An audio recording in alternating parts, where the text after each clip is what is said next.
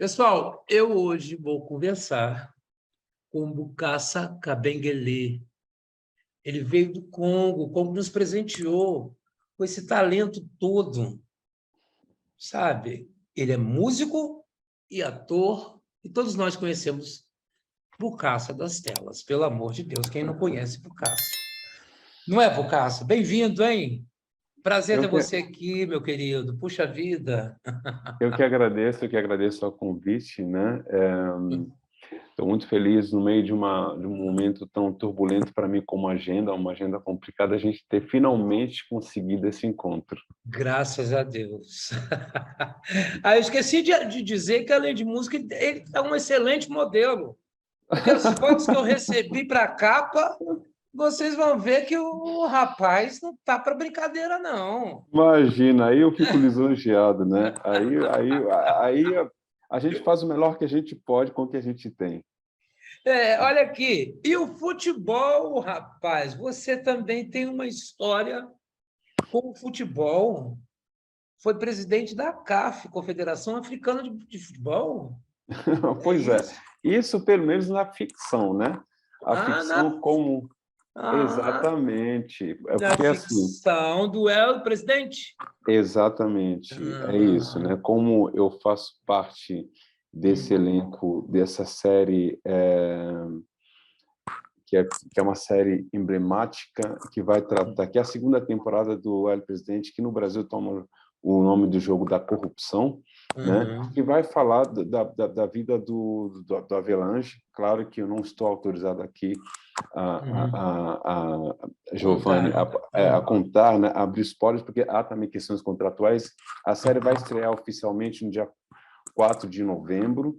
É uma mega série, uma das grandes produções da Amazon, América Latina e internacional. E vai falar, na segunda temporada, da vida do João Avelange e com todos os seus percalços que envolvem a questão da FIFA e no que a FIFA se tornou. E aí acabei fazendo aí um dos personagens muito importantes nesse percurso dele, né? Que é o Tessema, que foi um grande jogador de futebol da Etiópia, o primeiro grande jogador de futebol da Etiópia, e também Uhum. não nessa época de que se trata do tempo da história na ficção, não é dessa época dele como jogador, mas ele como uma grande personalidade no mundo do futebol e da cultura Sim. dos embates antirracistas com o apartheid, inclusive como presidente do CAF, que é a Confederação Africana de Futebol. Uhum. O Tecema foi uma fera no futebol, né?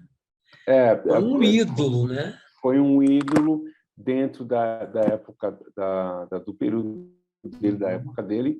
É, tem grandes referências dele. Se você entra ali, se dá um Google, você entra, vai ver a questão dele na África, não só na Etiópia, tem até estátuas dele, né? Pelo tudo que ele trouxe, inclusive, para a representatividade e lutas para o futebol africano dentro do quadro mundial, inclusive dentro da FIFA, que sempre foi até então nessa época aí, se falando antes do Avelange, do João Avelange, Uhum. uma zona muito dominada pela Europa como centro que mandava como o futebol devia se comportar no mundo inteiro, né? Sem considerar Uhum. muito aí a força da América do Sul, que tem seus países, os países africanos que são 56 países, enfim. Sim. E aí esse quadro acaba mudando como o João Avelange arquiteta a forma de conseguir entrar na presidência da FIFA. Hum. E esse time do qual o Tecema participou foi um grande divisor de águas dentro do apartheid, né? Exato, porque dentro das minhas pesquisas, pelo que eu vi, né, um dos grandes dilemas do Tecema como personalidade era a briga em relação às questões de como os países africanos ainda estavam colocados em relação à questão do neocolonialismo, enfim, Uhum. aos resquícios daquilo que foram as questões de como a África como continente foi dividida pelos países europeus e as consequências disso, que existem até hoje. Então, Sim. nessa época ainda mais forte com a apartheid na África do Sul, ele fazia parte dessas pessoas que lutavam para que essa visão, essa colocação dos africanos, do negro, frente à questão dos colonos europeus fosse mudada em relação a como a vida dos africanos, não só na diáspora, mas dentro do continente africano, foi submetida. Bucaça, vamos começar lá com os 10 anos de idade, que você chega ao Brasil. Você chega com a sua família. Como é que você veio para o Brasil? Como é que sua família veio para cá? Por Tá, quê? Giovanni. Uhum. Eu preciso primeiro salientar para os seus seguidores, para a sua audiência, que eu sou filho de um grande intelectual, uma grande referência na intelectualidade negra brasileira, que é o professor doutor Kabengele Munanga, que é professor doutor titular na USP em antropologia e etnologia, né? Uma grande referência aí nas lutas da negritude e como cientista social, escritores de livros de referência, está vivo, tem 82 anos e continua muito ativo nesse universo. Bom, você tem Papai uma enciclopédia em casa, né? tem. Não é um pai, é uma enciclopédia. Tem. Que Sim, mas presentão, né? assim, um dos maiores presentes que eu poderia ter na minha vida como um ser humano. Que bom, que Então, bom. então assim, o papai ele já foi o primeiro antropólogo do Congo, historicamente. Como ele foi estudar na Bélgica, em Bruxelas, em meados de 1970, eu acabo nascendo lá por acidente de percurso. Então, ficamos lá esses 2 anos, depois voltamos para o Congo, onde eu fiquei até os meus 10 anos de idade. Por questões políticas na época, papai acabou se refugiando no Brasil, onde acabou Sim. concluindo o doutorado dele em antropologia na USP, se tornando o primeiro professor negro da Universidade de São Paulo na área dele, na história do Brasil. Então, Olha. aí, em algum momento, consegue trazer os filhos de volta, uma questão mesmo de sobrevivência, acabamos vindo todos para o Brasil. Infelizmente, minha mãe materna, Yombo Massanga, acabou ficando no Congo, faleceu por lá por um câncer, mas a ideia era que ela viesse, infelizmente não veio. Mas aí, com 10 anos de idade, eu e meus irmãos, que somos 4 e o caçula brasileiro, viemos para o Brasil. E aí, no Brasil, desenvolvo todo o resto da minha diversidade artística que compõe minha carreira. Como é que você se descobriu artista? Boa. Já havia algum sentimento em você? Como é isso? Eu costumo dizer, Giovanni, que eu tenho impressão, para mim, no meu íntimo, eu tenho impressão que a arte me escolheu. Parece que a dinâmica entre o artista e a arte dentro da plenitude profissional é um casamento entre esses dois quereres, né? Se não acontece essa sinergia entre os dois lados, você não vira um artista com um encaminhamento profissional de poder, inclusive, defender a arte, que não é fácil dentro desse país, você viver da arte e por isso, enfrentar todos os percalços que nós temos em relação a um país que ainda desconstrói as visões negativas da arte, que é tão importante para as nossas vidas de uma maneira geral, né?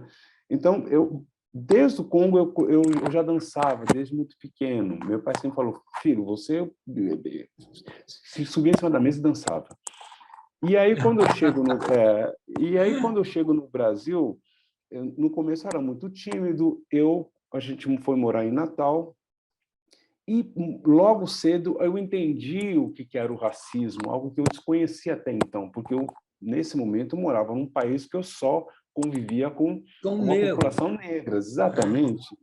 E aí, quando a gente tem esse choque sociopolítico e cultural, começa a me vir questões, e eu, uma criança muito tímida, vou me recolhendo, e aí começo a desenhar. Então, o desenho fazia uma parte do jeito como eu conseguia me soltar, me libertar, até porque ainda não tinha um domínio da língua para poder me proteger, embora tivesse sempre um respaldo familiar da retórica, que usava instrumentos, né, de uma maneira geral, para que a gente não abaixasse a cabeça para esse tipo de questão em relação a essa realidade brasileira. E aí a coisa foi indo. Aí uma hora eu vi um violão encostado no canto, quando me viu eu estava tocando violão e já dançava, já fazia parte de um grupo de dança na escola, ou seja, a arte sempre percorreu a minha vida. E aí uma época, nos anos 90, com 15 anos, eu já fui escolhido para fazer parte de uma banda que fez história da música de São Paulo, chamada Escova e a Máfia, que era um grupo de samba, pop, rock e hip hop, que tinha mulheres na banda, homens no backing, ou seja, uma banda miscigenada, né, entre brancos e negritudes e a questão toda de gênero, muito bem simétrica nesse sentido. E eu tinha 16 anos, e aí já estava, quando me vi depois, a banda acabou fazendo sucesso. Na época, já estava no Fantástico, com um clipe no Fantástico, já estava fazendo Que legal. programações, já estava no Faustão, já estava... Então, eu já estava na frente das telas nesse sentido, e sempre muito, muito à vontade. E quando essa banda termina, eu recebo o convite da Marisa Monte para integrar no turnê da Marisa Monte, que era, na época, com a turnê mais... Marisa Monte já despontando como uma grandíssima artista, com um mega show internacional super estruturado, e fico com essa artista durante quase um ano e meio viajando pelo Brasil inteiro com esses espetáculos. Todo mundo sabe como a carreira da Marisa Monte é bem estruturada e sim, maravilhosa. Maravilhosa em todos os processos, todos os passos, né? E nisso que se faz a minha formação artística desde muito jovem, né? Dentro desse quadro de conhecimento e de cobrança profissional, de inserção profissional e excelência nesse sentido. Depois a Elba Ramalho também me convida, e com quem eu trabalhei 3 anos. E aí só fera, hein? Só fera. Aí eu já gravava jingles em São Paulo, já fazia parte entre os grandes estúdios de São Paulo, uma época chegando a ser uma das grandes vozes negras gravadas no mundo publicitário. E aí, depois eu recebo o convite para fazer parte de Casas de Cazuza. De lá, quando eu faço meu primeiro filme, há quase 25 anos atrás, agora, Sonhos Tropicais, aí recebo o convite da Globo para fazer Casa Sete Mulheres, e desde então, até esse momento que a gente está aqui tendo essa conversa, não parei de forma alguma e trabalhando. Que bacana. Engraçado que você... o seu sotaque agora está forte. Mas a gente te vê atuando, não vê o sotaque. O que você faz? Pois isso é uma coisa muito... É legal você falar isso, que é engraçado, né? Porque o que acontece? Nesse momento aqui, eu estou dentro da minha casa, relaxado, e eu, de forma alguma, na minha assinatura artística, eu nego quem eu sou, né? Claro. O que eu posso oferecer... É muito orgulho que você tem que ter, cara. Então, assim, o que eu posso oferecer artisticamente dentro de um mercado que é extremamente competitivo, com pouquíssimas oportunidades ainda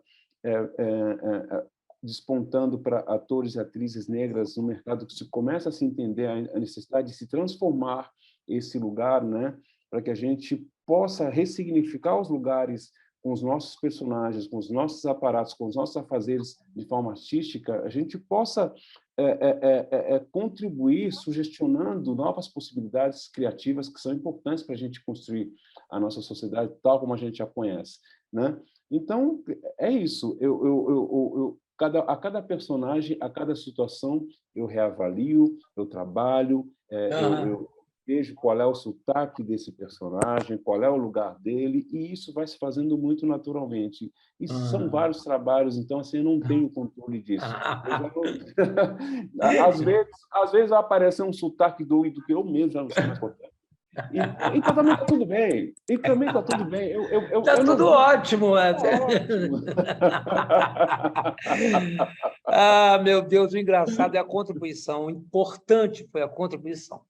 Eu tenho entrevistado muitos cantores, e cantores de rap, de Maravilha. MCs, enfim, cantores de várias vertentes da Segmentos. música popular. Uhum. E o que a gente sempre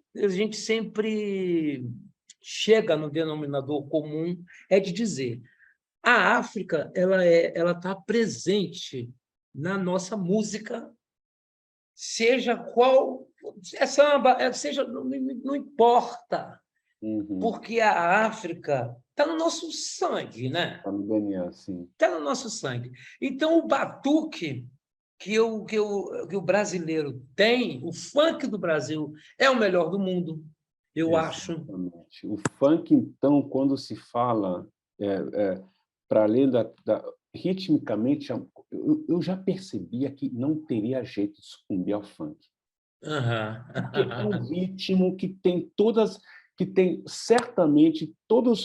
Você vai destrinchando a batida do funk, Uhum. tem dentro dele do terreiro, tem dentro dele Uhum. as subdivisões africanas, tem dentro dele o Exa- samba. Não tem como. A exatamente. gente está falando de uma pegada que abraça todas as vertentes rítmicas sobre as quais o Brasil está sentado.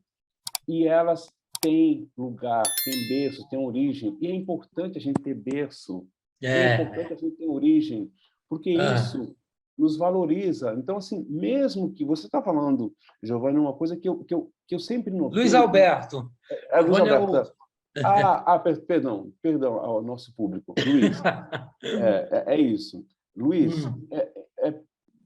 é perto do público brasileiro que muitas vezes foi sugestionado a não identificar as suas origens, Sim. porque é uma forma, se a gente for entender que essa nossa população é muito a miscigenação do povo brasileiro, ela tem um recorte que traz todas as diferenças que deveriam ser consideradas na construção desse país e não são consideradas, Luiz.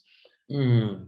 A gente precisa olhar com muito bons olhos e ouvidos o que você está colocando como a gênese da música brasileira e onde ela está. E nela também está a alegria desse povo. Sim. E a gente precisa considerar isso. E negar isso é negar a africanidade brasileira. É legal toda a construção do nosso som. É Exato. negar toda a construção de tudo, de É, tudo que a é, gente pronuncia, de tudo que a gente faz, de tudo que a gente fala. Não tem exato. como. É exato, Luiz. E é assim, engraçado porque eu acho tão importante quando eu vejo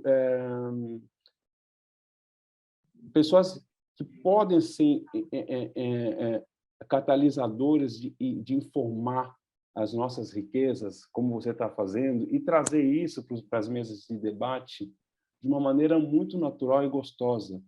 Porque Sim.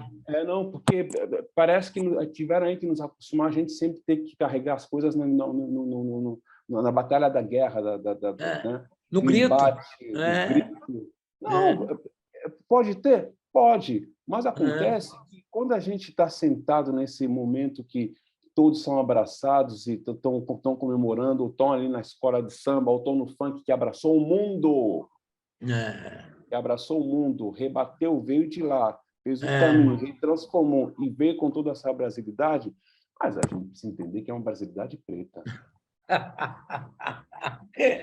É totalmente verdade isso, meu Deus. Entendeu? É, E isso é ótimo, é, porque porque assim, Luiz, para mim, eu acho que é um jeito que não caminha simplesmente pelo discurso, mas que faz com que a gente entenda as nossas contribuições positivas e quem somos, né? Porque as pessoas precisam entender que essas músicas que estão dançando em todas as festas, em todos os lugares, em qualquer lugar, qualquer segmento, qualquer colocação, qualquer nível social, fazem parte dessa turma aí que vem carregando o Brasil nas costas. Exatamente. E essa turma tem jeito, tem cor, tem forma cultural, tem anda, e ainda sofre estigmas, e continua carregando esse país nas E costas. continua carregando estigma. O que eu acho totalmente é um disparate não perceber que o funk, por exemplo, ganhou o asfalto, né? Se é para, né? Ganhou o asfalto e acabou, Acabou. acabou. Não tem para ninguém, Não tem não para ninguém. tem, não tem para ninguém, meu irmão. Porque acabou, cara. Acabou. Ganhou o asfalto e toda vez que eu entrevisto um MC, eu amo, porque a gente sempre fala isso, a gente tem o melhor funk do mundo. Mas eu falo sempre, agradeça o batuque que veio da África para nós, porque essa é a influência, não é verdade? Total. Essa é a influência. É total. O funk está muito bonitinho. A gente pegou o funk que veio de lá de fora, É deu total. uma transformada aqui e É, tacou o nosso batuque, a nossa raiz, que pode ser branco, louro, pode ser o que você quiser, mas que você tem a raiz africana, tem, acabou, não existe.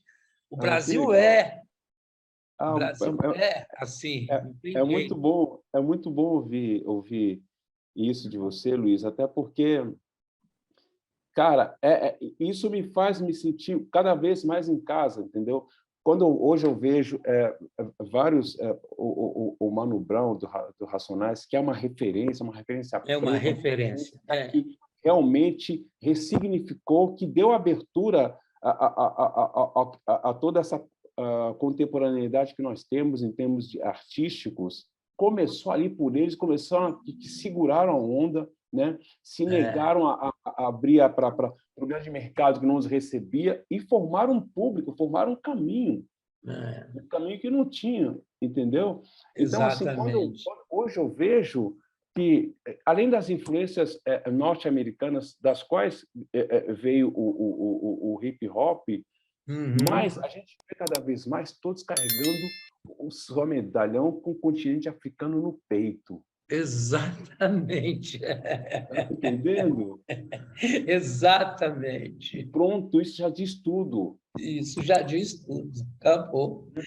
Interessante que você se diz congolês, mas você nasceu Sim, na Bélgica. exatamente. Como eu dizia, Hum. Luiz, meu pai estava passando por lá para ter Aham. Ah, estudos. mas foi feito no Congo. Foi feito no Congo. Além de ter sido feito no Congo, Ah, as leis da época, como, aham. como qualquer realidades europeias, nunca me Aham. aceitaram como Aham. belga. Então, Aham. eu nunca tive a documentação belga por lei, porque era lei de sangue. Como era Ah, mãe e pai congoleses, antigos Zaire, então eu aham. sempre fui no documento congolês, embora tenha nascido em Bruxelas. Tanto faz, a gente é cidadão do mundo, né? Meu pai já falava isso. Tanto faz. E É, feliz você que é congolês, porque eu acho que é, o Congo é aquela coisa magnífica. Eu sigo um grupo de crianças congolesas que elas dançam, dançam e muito, né? que elas são espetaculares, elas dançam e cantam, que é É, uma coisa de arrepiar. E é, a gente, toda vez que eu coloco, são milhares de curtidas, porque, na verdade, é isso, né? A gente é muito mexido pelo ritmo aqui dentro, né? É é, muito mexido pelo. total. Vamos falar do ator, porque Uhum. o ator tá que tá com Tá que tá. tá que Tá tá, que tá, tá que tá tá. que tá fazendo muita coisa. Aham, E temos aí desde Carandiru, Cidade dos Homens, Malhação, é, Irmandade na Netflix, sim. Eike, Tudo ou Nada, que eu estou Aham. doido para ver, mas ainda não consegui. Está na. Eike, Tudo ou Nada está aonde? Que eu não Olha, sei. É porque o cinema nacional às vezes sai muito rápido, então não sei se ele ainda estava em vários cinemas pelo Brasil, Pois é, porque rapaz. ele vem fazer parte do catálogo da Disney, então Uhum, certamente, como Pacificado também, quando entrou em várias salas de cinema, né?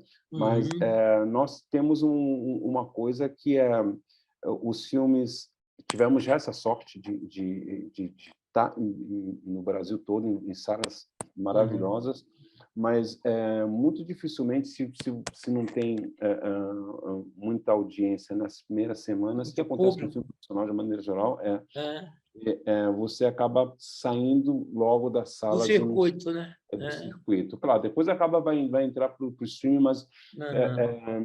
mas eu digo que aquele glamour de você ver no grande ecrã, né? Que isso muda É, tudo. As produções são construídas, feitas pensando no cinema de forma clássica, né? exatamente. Mas, E, claro, as pessoas não têm acesso. eu acompanho e gosto. Todas as pré-estreias a gente tá cobrindo todas, porque isso é uma coisa essencial para a nossa página. Uhum. Mostrar o teatro, mostrar o cinema. E teve um filme espetacular, não sei se você assistiu, Amado, que o nosso querido Sérgio Menezes fez o papel principal, mas ficou pouco tempo. Uhum. Teve alguns outros filmes que a gente vê, que a gente vai para a pré-estreia com Já saiu. aquela vontade de que É, fique. E sai aí a logo. gente vai lutando, porque eu aproveito o meu Instagram para Aham. usar o nosso Instagram, para Pra fazer, divulgar. vai no cinema, vai assistir, porque Boa. aí vem um Batman, sei lá de onde, É, entendeu? Que é bom, tá? Beleza, vamos. é, Mas é, é, vem um Batman e empurra um filme é isso. que é uma história espetacular que a gente não pode ver. E É, aí você é, tem é que isso. esperar. Exato. Esse é o dilema que a gente tem vivido de uma maneira geral com o filme nacional. Claro que às vezes, muito raramente, você vai ter alguns blockbusters de muito sucesso, isso também acontece, mas a gente também tem filmes de assinatura muito autorais, artísticos, que mexem com questionamentos que a gente acha importantes para a retransformação da nossa sociedade, que acabam não tendo esse tempo né, prolongado e que Sim, dá uma oportunidade para que mais pessoas possam chegar até eles, o que é importante para o cinema nacional de uma maneira geral, né? Acabam às vezes até tendo por exemplo, como um dos filmes que eu fiz, Pacificado, que teve uma belíssima agenda em festivais com vários prêmios, com vários ficou também, acabou ficando mais do que das 2 semanas, acabou ficando um mês mesmo, né? Por sorte nossa. Pacificado teve no Festival de São Sebastião, ganhou um prêmio Isso. você ganhou o prêmio de melhor ator. Não é isso na Exatamente. Espanha? Na Espanha. Eita, A pois gente está é. falando, ganhamos, a gente está falando de um festival, Luiz, de uma envergadura e tradição ímpares dentro desse Sim, quadro dos festivais internacionais de cinema, sim. tradicionalmente. Então, assim, Uhum, é um senhor ou senhora, uhum, contemplando todos, festival, né? uhum. Ali entre os 4 maiores, mais relevantes festivais do mundo. Do Então, mundo. não é qualquer coisa, né? É. Então, ganhamos melhor filme e melhor fotografia, Pax Winter, nosso diretor, né? E eu acabei sendo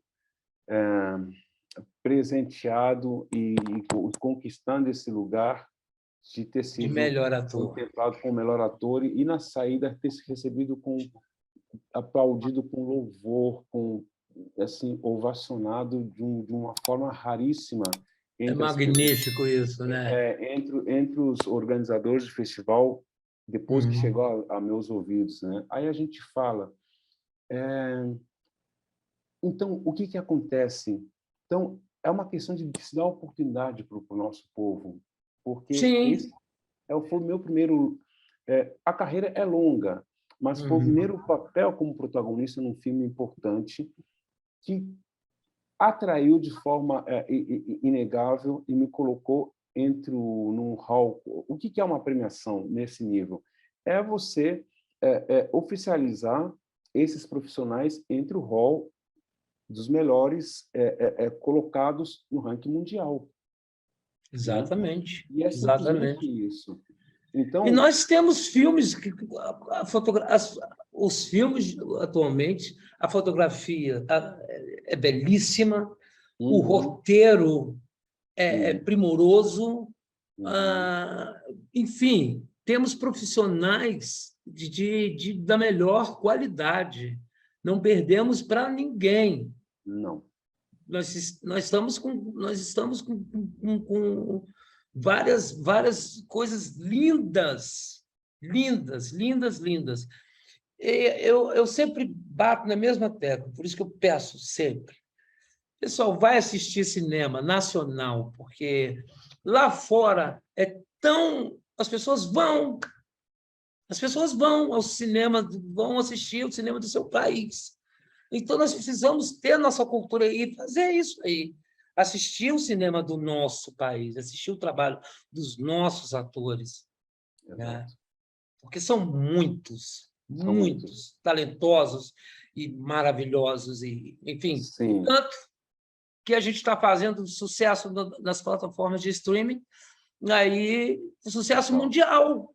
Sim, Ora, se a gente não sim, tivesse bons atores, não é verdade? Ora, total. bolas. Não, totalmente. Você foi cirúrgico e direto ao ponto. Se não fosse essa realidade do público brasileiro ter um histórico de consumir é, do audiovisual nesse grau, não teria tantos investimentos como está tendo agora por parte das maiores empresas dentro do mercado cinematográfico que estão aqui entendendo que é um dos lugares onde esse BJ pode fazer diferença, inclusive nos seus bolsos. Exatamente. Infelizmente, eu vou ter que Ah, encerrar. Puxa não vida, acredito. que Puxa vida, maravilha te entrevistar, meu querido. puxa, Luiz. E Nossa, faz tempo que eu não encontro alguém que onde me sentisse tão em casa numa conversa. Meu Deus, que bom! não, eu estou lisonjeado, eu estou lisonjeado. Eu estou muito mais, porque você de uma inteligência, de uma simpatia, e de um talento que, Oh, pelo amor querido. de Deus, cara, Olha, você é Luiz, muito talentoso. Eu Luiz, fico perguntando cadê o sotaque, e ele aparece cada hora com um sotaque diferente. Se tiver que fazer um é nordestino, isso, ele faz. é isso.